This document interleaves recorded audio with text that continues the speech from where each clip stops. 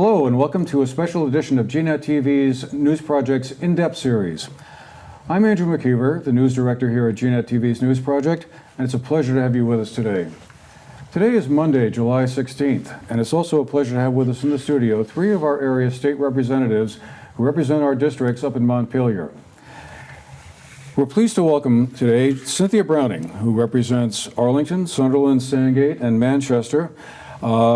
She's a Democrat who was first elected in 2006, back when the district was reconfigured somewhat differently. It just included at that time Arlington, Sunderland, Sandgate, and a slice of West Rupert, if I recall correctly. Very good. And was a one-member district at that time, but it was reconfigured in 2012 into a two-person district. And so we're pleased to have the other half of the delegation from the Arlington, Sunderland, Sandgate, and Manchester district with us. That's Brian Keefe, a Republican who was first elected in 2016, finishing up his first term and running for re-election again this year. And I should have added that Cynthia will be running for her 7th consecutive term this year as well. We also have with us today Kelly Pajala, who is an independent who represents Winhall, Jamaica, Stratton, Weston, and Londonderry. She filled in the vacancy left last November when Oliver Olson stepped down from that seat. She has been the town clerk of Londonderry since 2012, and before that was the assistant town clerk in Weston, and she is running for election in her own right this November. Welcome, all of you. Thank you for being here and carving the time out of what I know are some busy schedules. Even though the legislature is on its summer hiatus, the workload doesn't stop. I thought we could start off today by talking not just about what the legislature did over the course of the entire year, but to kind of get started and work our way backwards, I guess, how the session ended. It ended on a somewhat unusual note. As many will recall, the legislature held a special session that began roughly ran from mid-May till the end of June. The executive and legislative branches were at loggerheads over the budget bill, or big bill as it's sometimes referred to. The state had until July 1st to come up with a budget before going into a shutdown, which I believe would have been an unprecedented situation for the state. On June 27th, the Governor Scott allowed what I think was the third compromise proposal, if I remember correctly, to become law without a signature. The governor had been eager to have a budget without any new taxes or fees included in it. In the end, a compromise was struck with the legislature that calls for a 4.5 cent increase in the non-residential property tax rate. And a big argument ensued over the use of one-time funds. Some $58 million, I believe, in one-time revenues owing from a state budget surplus and also a tobacco settlement. Whether or not it was a good idea to put one-time money into the budget to buy down those property tax rates was, I guess, at the core of the argument. But fortunately, we have you folks here to tell us what really happened and give us, I'm sure, a far more in-depth explanation than that. Cynthia, let me start with you as the most senior member of our delegation here and also a member of the House Ways and Means Committee, which was at the center of a lot of this work. What was your takeaway on how the session ended and the ultimate resolution of all of that? Well, the deal that was ultimately forged, although we should recognize that the governor did not sign it, so in that sense he didn't really have a deal, but what actually went into effect could have been decided upon right away. That deal, which was essentially to take some of the extra revenue and put it towards paying down teachers' retirement obligations, which is a good thing to do, and take some of it and pay down the property tax rates, which is also a good thing to do. It was divided, and it was used in both those things. It was always just a question of how it was going to be divided. So the same deal could have been had the first day. But from my perspective as someone going through the process, and I did try to come up with proposals and justifications for doing things, I was on Ways and Means, I was meeting with people and trying to figure out a deal, and Linda Joy Sullivan, who can't be at the table with us today, really was instrumental in trying to work through a deal too, because we were all really frightened about the prospect of the government shutdown. the terms of the deal could have been had much sooner. It's just that from my perspective, both sides had sort of locked themselves into political positions, and they weren't going to blink, they weren't going to give until they were forced to by the deadline. And so, lo and behold, it went right up to the deadline. And all of the thrashing around, all the times we went up to Montpelier and voted on something and then the governor vetoed. I mean, it was all sort of like theater until the end. And there are certainly substantive issues involved in terms of what's the best way to use extra revenue. But it was disheartening to me to see that both what I see as House and Senate leadership and the governor's staff were more interested in political positioning coming into this next election season than sitting down and coming to a common sense deal that would avoid the shutdown and make sense for Vermonters. So that's what I constantly pushed for, and eventually we kind of got there. I mean, I think that I would have liked a smaller increase in the non-residential property tax rate, but you know, we use some of it to keep the homestead rate fixed, and the non-resident goes up somewhat, and that's unfortunate, I think, but that's where we ended up. People should understand that the extra revenue may partly be coming from the federal tax reform, which lowered corporate taxes so that some corporations are repatriating some of their revenue, and a tiny little bit of the taxes paid on that ends up coming to Vermont. So we can't count on that going forward, and so we're going to have to be careful in the future. But I think they made a common sense deal. It wasn't exactly what I wanted, but what was really unfortunate was going through all this theater and really creating a kind of a, once you get that close to the end, something can go wrong and all of a sudden you have a shutdown. And I think it was really unfortunate that both sides let that play out. Well, what did you think about it, Brian? Well, I think Cynthia captured it rather well, and it was a mild standoff that only got resolved in the last days before the budget year would have ended, and that would have been unfortunate if a compromise did not get reached, but one did. And during the course of it, Cynthia, I think you had two comprehensive budget plans that came up for a vote that would have solved this, and they weren't successful, but that's an indication of, I supported, I think, both of them, and it's an indication of different ideas that were put on the table, but it was that kind of a higher stakes poker game going on, and it got resolved in the end. You know, the good news is that for the session as a whole over the 2 years, after the prior 6 years of raising spending and raising taxes and raising spending and raising taxes, the last 2 years we've kind of put the brakes on that, and it's taken a joint effort. But I give the Governor Scott a lot of credit for setting that tone, and I give the Democratic leadership in the House a lot of credit for getting into the weeds of what it really takes to pass a budget 2 years in a row that went up, I think 2% the first year and 1%. Yeah. So those are very modest increase in the budget. We took care of the most vulnerable populations, I believe, in a responsible way. And until the very end, there were no taxes passed. So I think the winners are the Vermont taxpayers in the end. It was a skirmish, and it was kind of touch and go there for a while, but it got resolved. So Kelly, this was an interesting way for you to begin your career in the legislature. What did you make of it all? I looked at a lot of the special session, at least, as just political theater. I mean, that Cynthia kind of captured that. And having never been there before, it was all kind of something to see. But I think it was pretty clear that it was all about both sides' political standpoints and not necessarily about the budget overall, because it was a good budget to start out with, and it didn't really shift that much over the 3 iterations of it. So It's true. Yeah, it was really just the taxes that changed. Right.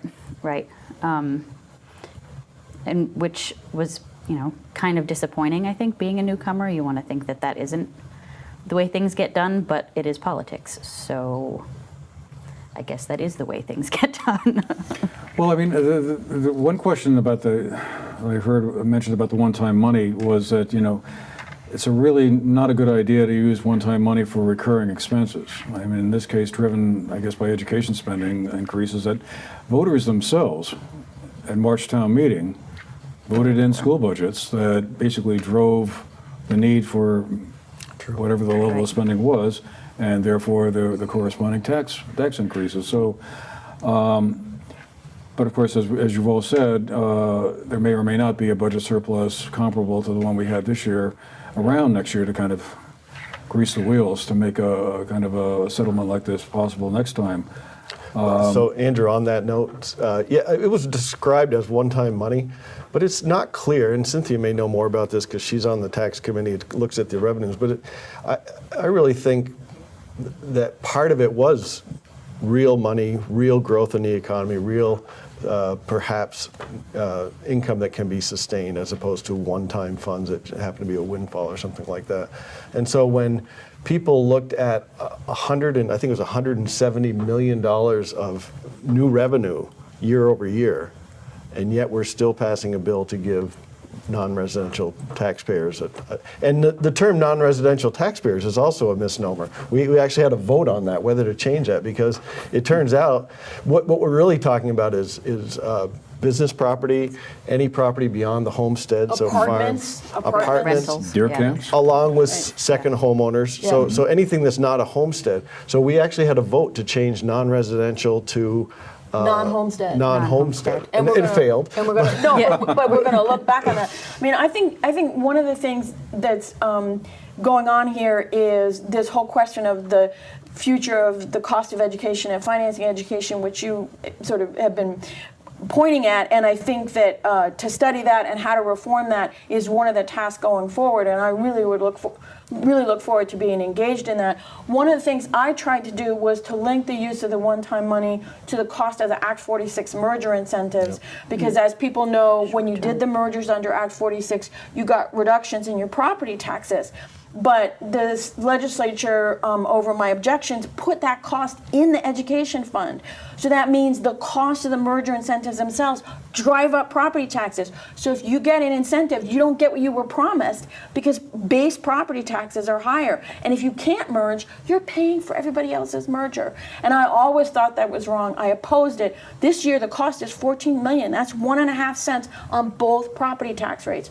So what I tried to say is to take some of the one-time money, the extra revenue, put some of it towards the cost of Act 46 merger incentives this year, and then put some of it in reserve for the cost next year. And that's a short-term cost. That will go away as the incentives tail off. So you're matching short-term money with a short-term cost. So they didn't do exactly what I wanted. They did put some towards this year, but they didn't put it in reserve for next year, which I think would have been the responsible way to go. But that would be the way to use one-time money as a cushion against a short-term cost, something that the state should always have been paying for. And the fact that it wasn't just highlights the fact that the problems in the education fund are of the state's making as much as the district's making. It's true that Vermonters voted to spend more on education, and I think the average was 1.5%. So you could argue that property tax rates should have gone up by 1.5%.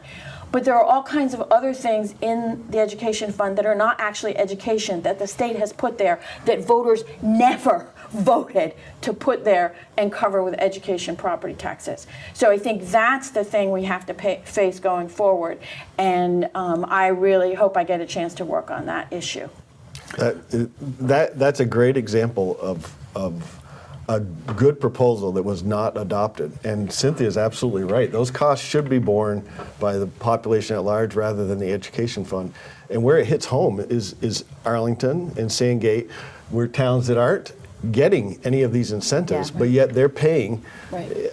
And the towns that were first in were the towns up in Chittenden County where these mergers are pretty simple in many cases. So they're getting these incentives. We're down in this district paying for them. Some of us got incentives too. Yeah, But no, you're not it's getting not- as much as you Right. thought No, because that's the true. overall That's tax true. rates are higher. Right. Yeah, well, Kelly, Right. your district is. Well, they're my all- district is all over the place in terms of that. You know, Weston and Londonderry did get incentives because of the Taconic and Green, but Yeah. then Stratton and Winhall are non-operating districts, and they have challenges Oh, yeah. that are just, you know, what they have to grapple with right now is really. I was wondering if each of you thought there was a winner or a loser out of this, or was it just, kind of even Steven? I mean, I guess my feeling was the governor had an easier political message to kind of communicate. I don't want to raise your taxes. everyone can relate to that and understand it and sort of say, yeah, great idea. But, that may or may not be the whole story, but do you think there's going to be follow-up to this, or as you guys have gone around your districts and talked to your constituents, has there been any kind of feeling that, what on earth were you guys doing up there for that extra month? Or was that just sort of,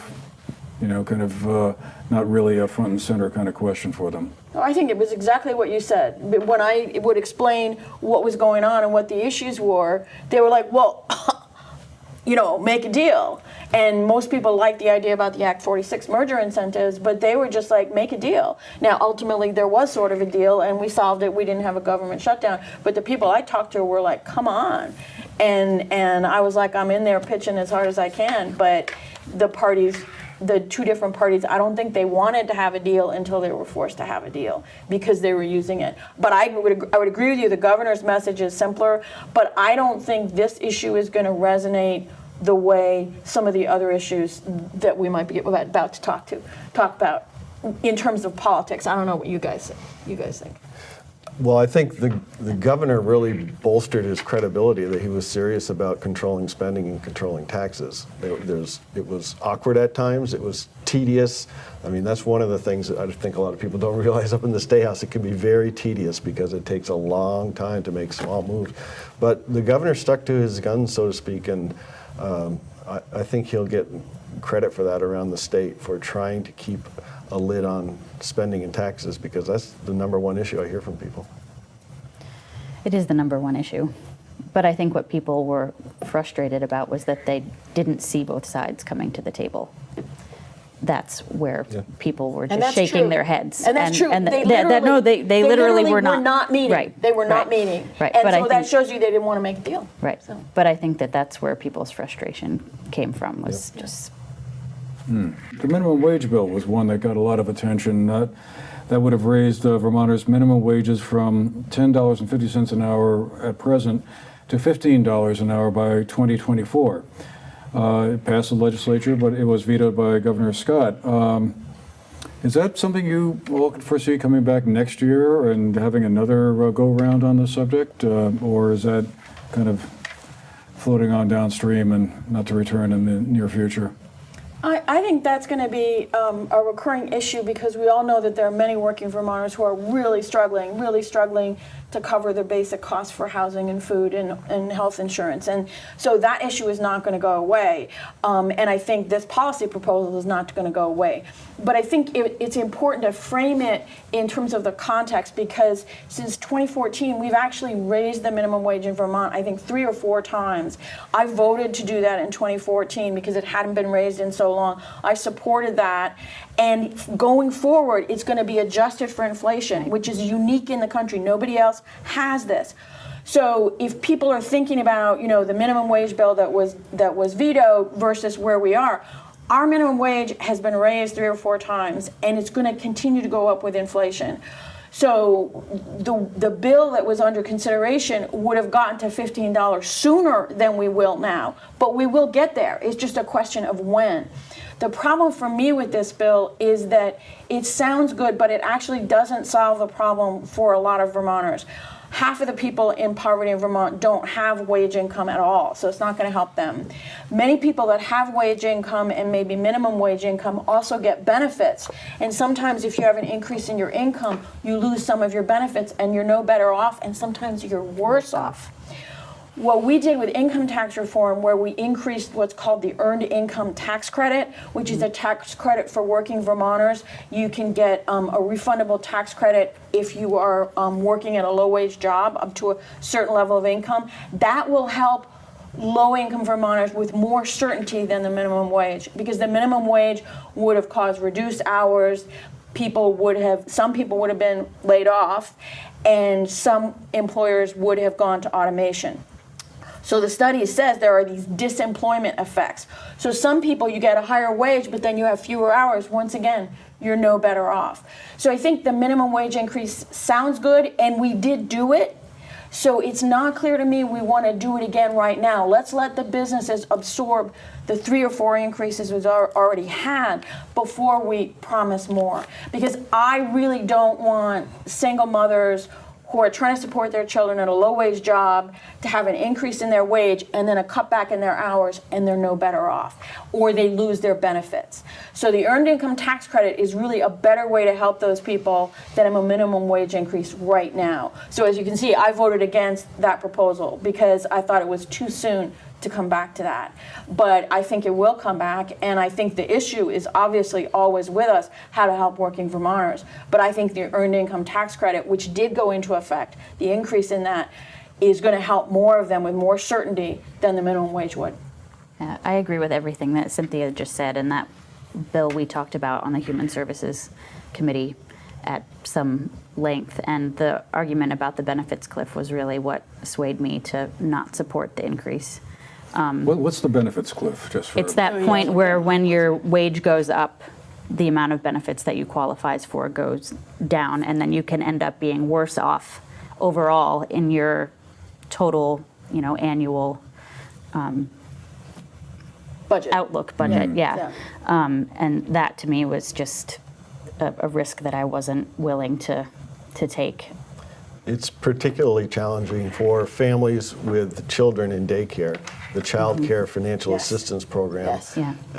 The benefit, you reach a point, it goes down rather steeply to the point where I was appointed to the Minimum Wage Study Committee, and it's clear that those people, and there were 6,000 or 8,000 families that this might affect, would literally lose more in benefits than they would have gained from a wage. And so it has this really perverse effect, and that was an unresolved riddle with this whole thing. And as Cynthia said, we're going to get to $15 an hour. This bill had a steeper climb to it. And with all I was at a function last night, and I spoke to someone, a woman who owns a small business, and she had talked to me before about the minimum wage, and she summed it up by saying, if I have to go to a $15 minimum wage, I will hire fewer people and they will work fewer hours.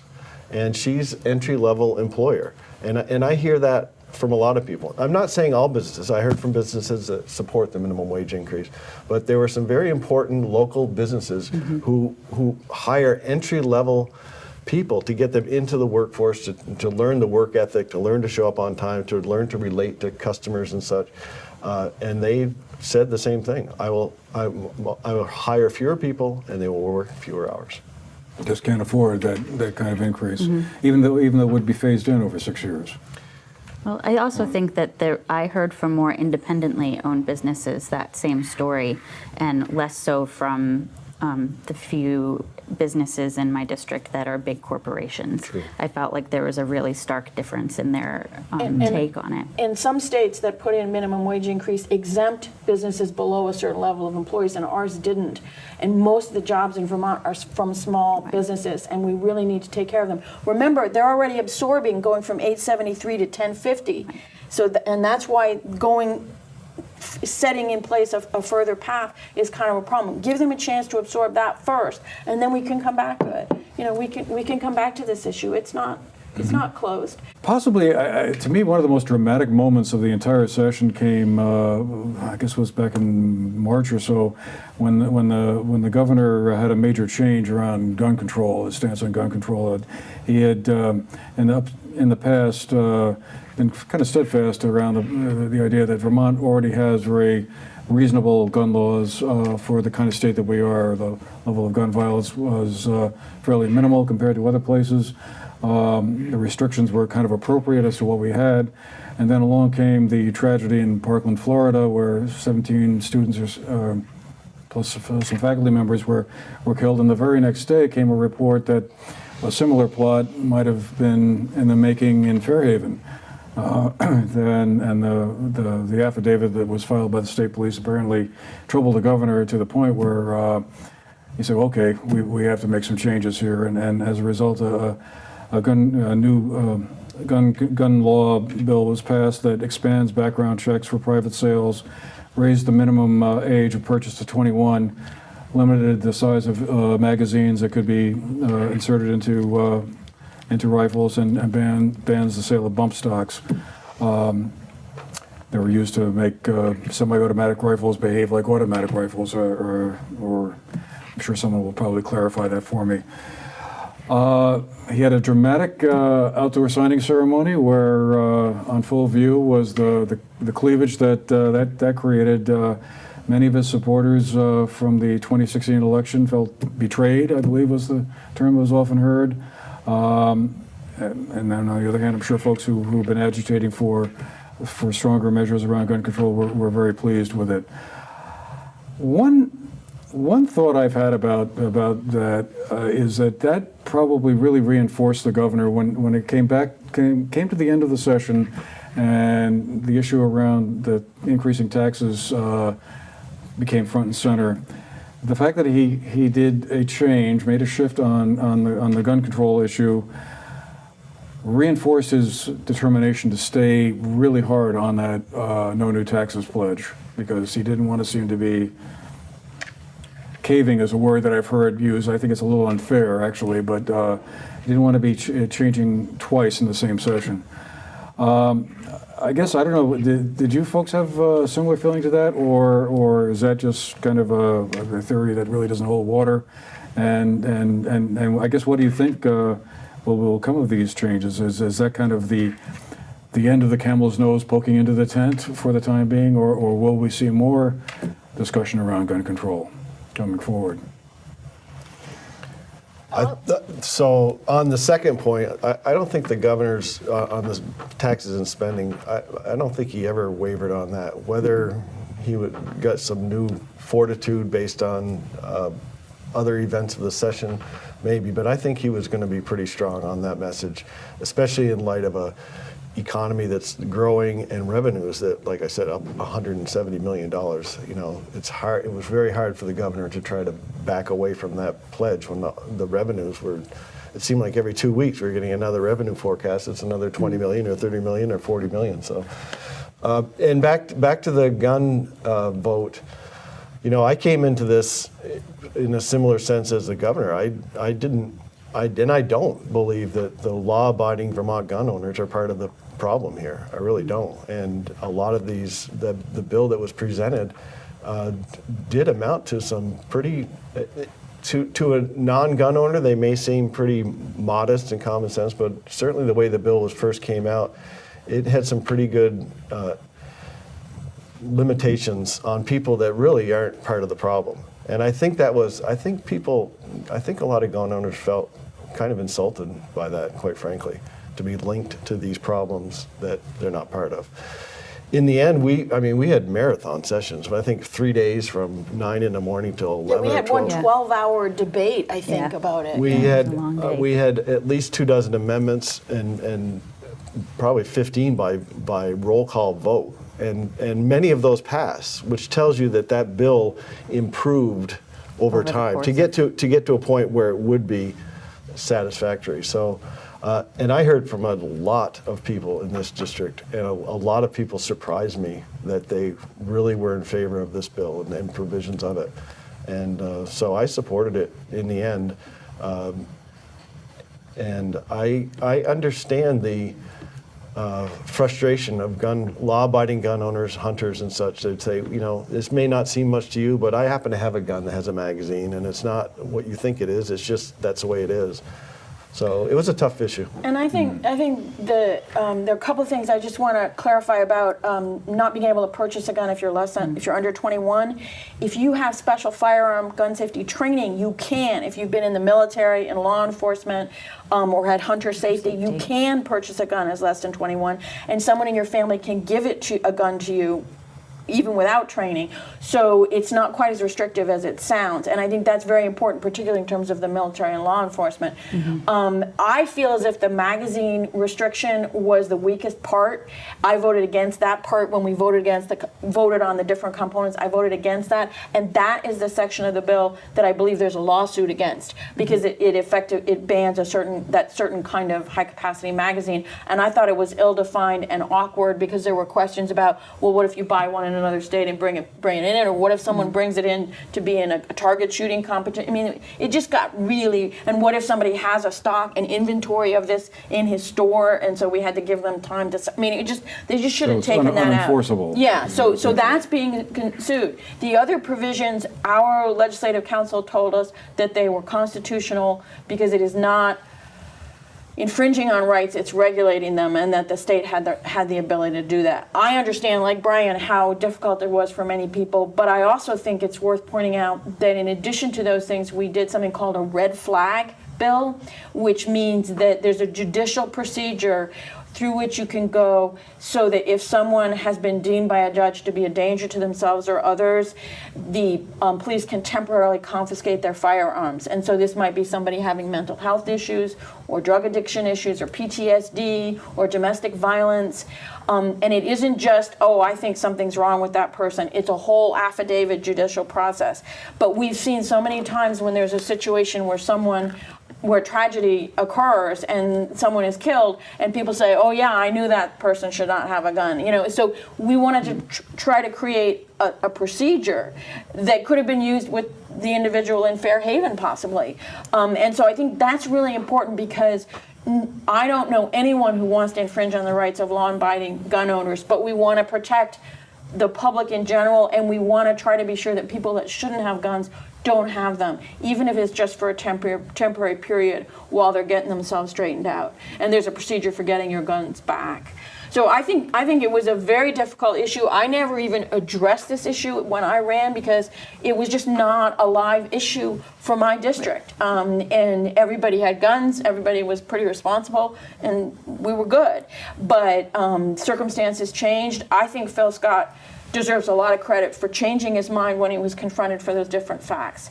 I don't know that I would have been pushing for all of those things, but I think we did something rational and justifiable. We'll have to see how it works and whether further steps are necessary. But once again, just like with the minimum wage, after you do something, I think you need to stop and wait and see what happens before you do something else. Because if we're going to do evidence-based law, you have to have evidence of the effects of what you've already done before you do something else. Otherwise, you might be making things worse in some way. But I think he deserves a lot of credit for being able to change his mind and for his courage of doing that signing on the front steps. And, so I think that was, but it was definitely a very dramatic process. It was quite something to go through. And I would just, for people who contact me about, well, then how do I go about if I want to sell a gun to my buddy? What they need to do is go to a registered firearm dealer, and there are a number of them in this area, and you do the transaction there. Or if you do something online, the actual transaction has to happen with a registered firearm dealer, and there's the background check. And I think people can get through that. It's not that it isn't a burden and an extra step, it is. But if through that we can make it harder for a disturbed person to get a gun, I think it might be worth it. We'll have to see. There's no guarantee. See something, say something is still the best way to try to prevent the kinds of tragedies we've had in this country. I think this is going to be an issue in your district? Well, it might be, although I was also surprised, like Brian had said, he was surprised by the number of people that actually were in support of the changes to the gun law ultimately, which is something I found. I heard from a lot of people on both sides of it, but I ended up being surprised that there was a lot more support for the common sense changes that we seem to be making. And I wasn't in favor of the bill in the first draft when it came to the floor because there were just way too many issues. And as a newcomer, I actually thought that watching the amendment process happen gave me a lot of faith. It got better. Because it got better, Yeah. and I was able to, over the course of all the amendments that happened, feel a lot more comfortable supporting it, knowing that it was getting support at home. But it also just made me think, like, okay, this process does work. Like, well, right, I mean, not all the time, but it just gave me faith that everyone was acting in good faith, and that everyone was trying for a solution that wasn't going to tip the scales too far in either direction. And I think that's a really important expression thinking about the scales, because the way I think about issues like this, in fact, a lot of issues, is rights and responsibility. How do you balance those? And you know, we've drawn the line in different places at different times, but you think of that, you have a right to own a gun, but you have an obligation to be responsible in your ownership of it. The state has a right to regulate gun ownership, but it has an obligation to be responsible in how it does that. And I think that's the process of trying to work that out that we were seeing. And nobody would say we necessarily got to the perfect place. It's a work in progress. But I would like to see how these work and the outcome of that lawsuit, because I do think the banning of the high capacity magazines, I know why people wanted to do that. I just didn't think it was well thought out. So we can see how that works out. A complicated issue, and one, as you say, we'll probably hear more about as we go forward. But let's move on to another issue that I guess didn't really kind of get the same, I may be wrong here, same kind of attention as some of these other questions, but is kind of one that's hanging over the state a little bit with the Federal Environmental Protection Agency, in theory, kind of watching closely what we're doing here. And that's this whole question of clean water funding. We've heard a lot about pollution in Lake Champlain, algae overrunning other lakes around the state, Lake Carmi farther north. One primary example due to, I guess largely due to agricultural fertilizer runoff. Where did you all wind up on that one? It sounded like that kind of just hit a stalemate, that no one could figure out a good funding source for this and how urgent this was. But I would think that the prospect of algae blooms covering parts of Lake Champlain and perhaps other bodies of water around the city would be one that would have a lot of folks kind of concerned in the long run. Yeah, it'd be nice if I know this is an Burlington- issue that is probably close to It would your be heart, nice Cynthia. if Burlington stopped dumping its sewage into Lake Champlain and then expecting the rest of it to pay to for clean it. up the lake. Okay, that would be nice. Are you referring to that 3 million Yeah, gallon? and that's Yes. the fifth. That's the fifth I thought that sewage was only the dump. second time. No, it's the fifth We had a- from Burlington. So they Okay. definitely have an issue. And I'm not saying it's easy to deal with, but it really puts my nose out of joint to have them saying, "Oh yeah, help us clean up the lake." So they have to fix their system. This came to Ways and Means because there was this debate, as you say, the clean water funding. How are we going to fund that going forward? Are the feds going to require us to have a sustainable source of funding? Because we've been putting in the budget, we've been putting in the capital bill, which is bonded dollars. And the administration's position was, well, we don't have to do anything about that right now, because of course they didn't want to raise taxes. And the activist community definitely wanted to try to put something in place so that they're sure there's going to be enough money when we do need it. Even though we may not need it now, we're going to need it. And so what they did was we ended up allocating some of the uncollected bottle deposits. Like if you pay your bottle deposit and then you don't return it for the deposit, there's like a couple of $1 million in those. So they're going to put some of those towards the Clean Water Fund. And then they were going to say, if we can't come up with anything better, we're going to increase the rooms and meals tax, which I really tried to fight with other people in our delegation, because the idea that would impact our hospitality industry down here to clean up I mean, it's for the whole state, but most of it's going into that lake. So they didn't do that. They took that out, but they don't really have a replacement. And I had a replacement idea, but I couldn't get it far enough to get it across the finish line or even get it fully developed in the time I had available. One of my problems is I think I do pretty good work, but I'm slow. So by the time I had my idea, You're it's like, thorough. You're not slow, you're thorough. No, I'm slow. By the time I have my idea, the train's leaving the station, But what my idea is we know that the sources of pollution are fertilizer, herbicides, runoff from parking lots, all kinds of things like that. So my idea was to put a small fee, a small tax on those materials and say 3 years from now, this is going to go into effect. So figure out how to use less of them. And this is an established principle in both taxation law and environmental policy. If you have a polluting activity, you need to tax the polluting activity. And I know that's hard to hear if you're a farmer or if you're someone who's building shopping centers with lots of pavement, but we need to face facts. We can't just be pretending that this problem is going to go away on its own. And if you put a small tax in place and it was going into effect 3 years from now, people can change their behavior so that they don't use as much fertilizer, or they conserve it and make sure it stays on their land instead of being in the farmers don't want the fertilizer in the lake, they want it on their land. So that's my big idea, and it was difficult for people to face it because that means that important constituencies would have to change their behavior. But you're not going to solve problems by pretending about things. You have to face what's going on. And the idea that the polluter has to pay for the cost of their pollution, and that gives them incentive to use less of the polluting substance, to do less of the polluting activity. And if they do that, then they don't pay the tax. So ideally, you wouldn't raise much revenue because people change their behavior, and then you solve the problem.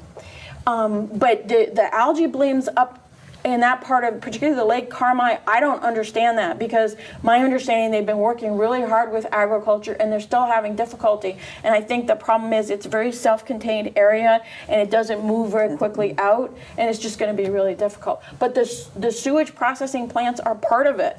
Burlington and many others, Rutland, a lot of it, the municipalities need to upgrade that, and I think the rest of the taxpayers in the state have been helping with that and will help with it. But they have to accept the consequences of their behavior and take responsibility for it. We're fortunate down here that the Battenkill is not polluted. First of all, it's a running river, so it's different, but it's not polluted. But if we had a problem in Manchester with our sewage processing treatment, I think we would step up and deal with it.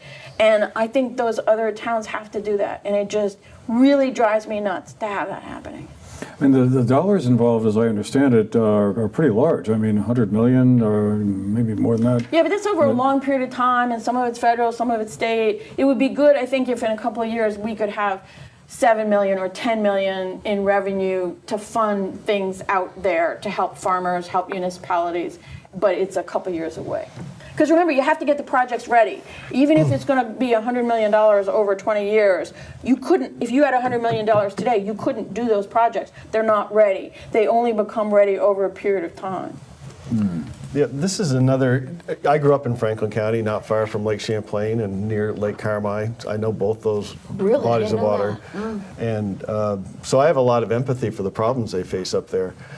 And but this is another example of, you just mentioned, Andrew, this big pot of money they're looking for, and we can only spend the money wisely so fast, as Cynthia was alluding to. The plans aren't in place to spend that money. The priorities haven't been set. The effectiveness has not been measured. There's a lot of need out there, but we haven't fully defined how the money is going to be spent. So meanwhile, the legislature passed incremental funding.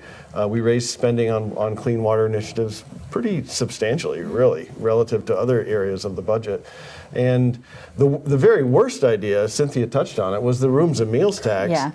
And because it's another example of, indeed, we in Manchester, Arlington, this district up on the mountain, there would be a huge amount of money pulled out of our economy, and it would go up north. And I'm sorry, that doesn't work for me. Yeah. I actually did hear a lot about that, Bill. At the beginning, you said, well, we didn't hear a lot about that. I'm like, I got contacted about that one left and right. That was like something that people in our community, they were really listening and really paying attention, because that rooms and meals tax was just freaking everybody out. And see, that's taxing something that's good. Yeah. Right, that's what, right, this is what that's why I'm saying you want to tax the pollution. You want to tax the pollution. And remember, this is a long-standing problem. The state of Vermont has had regulations about water pollution in place for farmers, for developers, for everybody for decades, but they didn't enforce them. All right, so now we're starting to finally enforce them. This is like turning an ocean liner. We're not going to solve Lake Carmi or Lake Champlain's problems, even if we reduce phosphorus for the next 5 years. It's going to take time, and it's affected by weather. It's affected by lake, flow levels. It's affected by all kinds of stuff, and there's already a lot of those substances in the lake. So even if we turned off the new stuff right now, it would take a while to work its way out. It's a long-term problem, so we have to be looking at it in the long term and continuing to take reasonable steps. But I think it's solvable. I think people can change their behavior.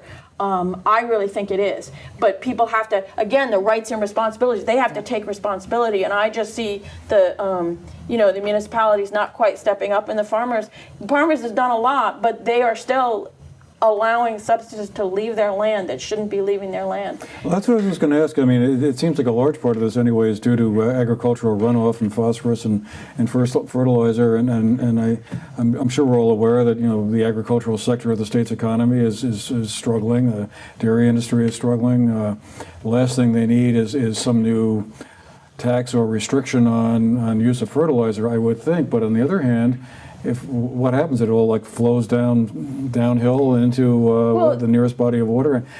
What are they? What are they going to do to fix that? They've done a lot. I mean, the farmers have done a lot with the state's help, with our tax dollars' help. We've been investing in buffer zones. We've been investing things that stop runoff. We've been investing in manure pit management. We've been doing a lot of investment in that, and they are still doing that. And the farmers want to do their part. The problem is it's a big issue, and definitely the dairy industry is struggling. But that's why you have federal programs and state programs. Their match is like 10% of the cost of the project. And it isn't that hard to just pull back the mowing or the cultivation and let the brush go up, and then that catches the runoff. You have to give up that little strip, but sometimes you can just grow hay there. So they kind of have to. They have to. You can't have an industry that is exporting its costs onto the environment and onto their neighbors. We wouldn't accept that from another industry, and I don't think we can accept it from the dairy industry. I am hopeful that the new systems of price insurance that the Agriculture Department has been putting in place, which I've been thinking was the answer for a long time, which allows a dairy farmer to get help when the price of milk falls below the cost of production. I've been hoping that that will help some of them, and I really think that's true. But I also think that one of the answers is to go more organic, where you don't use chemical fertilizers. You still have manure to manage, but you're not importing chemicals into the state and then letting it go in the lake. So to me, going towards the organic is one of the answers, but that's just my personal preferences. But there are many programs to help farmers that want to do better. But I don't think that we can let them say, no, we can't do that. I think they have to. Education spending seems to be a constant, and then the corresponding tax question that it provokes seems to be a constant of Vermont politics. Every year we hear about things like we have a declining number of students, but the costs are still the same, or they're getting higher. Or how are we going to fix this? How are we ever going to right size, if that's the right term, education spending so that it's affordable for what Vermonters can afford in terms of property taxes? Or is this just going to be a case where we're going to have gridlock around this issue for forever? Well, I think it's going to continue to be an issue every year, because remember, we set the property tax rate every year. With the income tax rate, it's mostly set and you leave it there and you just live within the revenue that comes in. But it's different with education, because education has always been seen as so important. We set the budget first, and then we set the tax rate to meet it. So it's a different setup, and that's why you have this argument every year, because you have to set that tax rate. And the state has to do it because the state is now in control after Act 60. To my mind, there are two problems. One is controlling the actual cost of education spending in the districts. And the two is what the state does with the education fund, because the state imposes non-education costs in the education fund, which then have to be covered by the education property tax and the other revenue sources. So the state is always saying, oh, it's the districts, but it's actually the state as well. And I'll give you some examples. Before Act 60, the cost of current use, which is a property tax subsidy for agriculture and forestry, was a budget item in the budget. There was no education fund. Now it's a tax expenditure in the education fund. The $56 million, well no, it's $45 million cost of those subsidies is borne by property taxpayers, even though they never voted for it. And it's a state promise, it's a state obligation. It shouldn't be in the education fund. So that's just one example of things that have been put in the education fund that should not be there, and the state needs to take them out and take responsibility. Because if you took them out, property taxes would be lower. But at the same time, districts need to pay attention. I mean, when you look at what they did this last year, 1.5% was extraordinary. The one thing that people need to understand is we've reformed the special education system, and special education was really driving costs. We've put in place something to alter teachers' health insurance, which is another big cost mover. And a lot of baby boomer teachers, like people my age, are getting to that retirement point. And like many, like 500 or 1,000 are retiring every year. Some of them will be replaced, some of them won't, but even the ones that are replaced, they'll be replaced with a younger teacher that's making less money. So there may be a kind of a gradual shrinking through attrition. There are the mergers, the Act 46 mergers. We need to give those things a chance to play out and see if they can't bend that cost curve. But if you bend that cost curve and you don't deal with the state's abuse of the property tax system, then you're not going to finally solve that problem. And that's why I want to go back to have a chance to work on this subject again. But you're always going to have to argue about that because you always got to set the tax rates. Well, I see the challenge as being that the state is doing something after the local districts have decided on their budgets, right? So the arguments are being had in sort of the wrong order. But what I did like about what the governor did at the beginning of, or actually before the districts set their budgets this year, was he really made it very clear that he wanted everyone to hold their budgets at a certain percentage of increase. And I think across the state, everyone took that really, really seriously. Yeah. And I think that boards will continue to take that really seriously. And the Act 46 mergers, will only continue to help that. I think that people are excited by the changes that they're able to make in their local schools and in their local districts now that there are these new structures in place. And I think that they'll make good use of new opportunities. And I think if people can give it time, that will end up bearing some fruit for everybody. But it's a slow process, and we're not even done with the merging merger. districts. It's true. Like true. The first round happened, but there's a whole other round of merger that has to happen. And I know everyone's anxious to see budgets go down, but the fact is that there's still a lot of work that has to happen to even get to the point where we start to realize those kinds of savings. And We've got a big demographic challenge, which is behind a lot of this. And I'm hopeful, as Cynthia and Kelly said, I'm hopeful that what are essentially small steps, that the mergers, the special ed, the statewide health insurance contracts, that those will help the retirements, turnovers. But in the end, we need to find a way to better connect voters with the implications of their budget votes. Because right now people feel going into the polls for the school budget say, well, why should I vote against my school's budget of 2% when I know the next town over is going up 6%, and their taxes might go down and mine might go up. Nobody, and believe it, there's a lot of people in the State House, legislators, who can't explain that phenomenon. But I'll say what we don't want to do, as concerns this district and Kelly's district, I believe, but the independent schools are a very big part of our economy. Yes. and about our culture down here. And Arlington High School is still not out of the Arlington Memorial High School is still not out of the woods on their standalone desires, which I think are legitimate.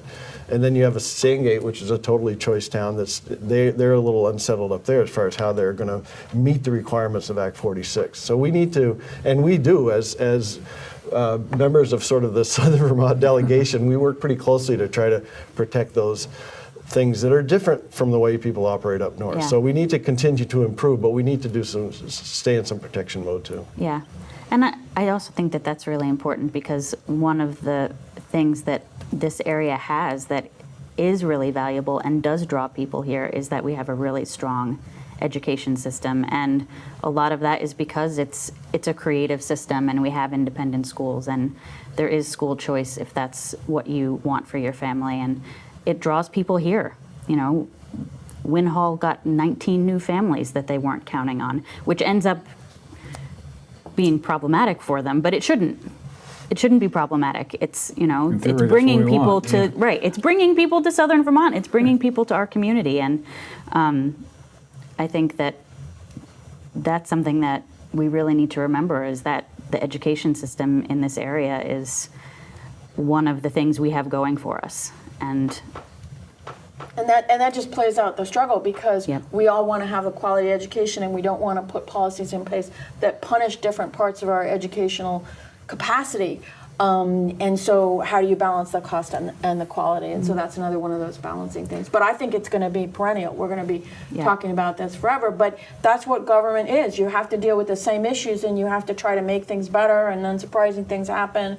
But it's a process, and I think everybody watching should know that we don't take it lightly, and we're up there trying to learn, trying to understand, trying to come up with proposals, trying to monitor the interests of our district throughout the session and after the session. And it's really a job unlike anything else, but it's very satisfying when you think you're making a contribution. Got a couple of minutes left, and before we go, just thought I'd like to invite Brian and Kelly, who both were on Human Services committees this past year. Tell us a little bit about kind of some of the issues that came before your committees. I mean, the opioid crisis is obviously one that gets a lot of attention, but there's a whole array of other questions I'm sure that you guys There were a lot had to of- wrestle with. There was a lot to learn on that committee. But the opioid crisis is huge because it affects everyone, everywhere. You know, there are no boundaries to who gets affected by it, you know, demographically. And what I found to be really interesting, actually, was that there are new ways that people are looking at recovery and treatment, and being a little bit more creative and comprehensive about not just an individual, but that it's a family thing, and that it's not just going into rehab and going through, detox. There's a spectrum of treatment that continues well beyond that, and that's getting a lot more attention. And I found that to be noteworthy and definitely worth investment, because I think for people who are struggling, to find like feel like you're finally making strides in a struggle with addiction, and then to finally, have some hope, and then to have all the resources that you had during your recovery process kind of yanked away from you right when you're about to re-enter your normal life can be devastating for people. And I think it's great that they're looking at long-term recovery as a part of what needs to be invested in. The other big part of our task on the Human Services Committee is to review the budget and the budget implications of tight revenue times. So we work closely with the Appropriations Committee, making sure that it sits up on our wall, protecting vulnerable populations, and these are developmentally disabled, child care, orphaned, drug addicted born children. So there's a lot of areas of very vulnerable populations, and a big part of our committee is to look at the spending priorities and to protect those populations, and we spend a lot of time doing that. And I think we've done a pretty good job over the last 2 years of getting the money out there. We've passed a couple bills that spend the money more wisely. We don't have time to get into it right now, but things like that, working on the system so that the money can cover the needs. And it's rewarding, actually, to be on that committee and to study those issues. Yeah, it really was. And I also thought it was great that a lot of the focus that I saw happening was shifting resources to the downstream or the upstream, and focusing on things before you're in a crisis mode, and trying to get people resources so that they don't get to a point where their family is in a crisis, and that sometimes, in a lot of cases, is a much better bang for your buck in terms of the budget, that you're avoiding all of those very costly things down the road by addressing things before they're a problem. And I thought that was really interesting. Was there something about better treatment of people in corrections custody, Yes. so that when they come out, they've had more treatment? I can't remember exactly how that went, but So it was something. you weren't allowed to start treatment if you were incarcerated. If you were already being treated when you were incarcerated, you could continue your treatment, but if you went in not being in treatment, they couldn't start you on treatment. And so that was a really good change, I Because think. you have them, you can provide them with resources so Right. that when they come out, they've got something to go forward with. Right. Yeah. And then one of the new things was an initiative to embed people in prisons to help lay groundwork for recovery things outside of the prison system. And I Yeah. think that that's a really good investment. Yeah, because too often people are just Yeah. cycling, and so Yep. while they're there, let's try to really help them so that they can succeed when they get out and not come back. Yep. Yeah. Cynthia Browning from Sunderland, Sandgate, Arlington, and Manchester. Brian Keefe, same district, Manchester, Sunderland, Sandgate, and Arlington. And Kelly Pajala from the mountain towns of, let me see if I get this right, Londonderry, Winhall, Weston, Stratton, and Jamaica. Correct. That's It's a not list. as easy as it would Yeah, seem. it's a good list. And thank you all for watching and joining with us today. I hope it's been interesting and informative for you. And we'll see you again the next time. Have a great day.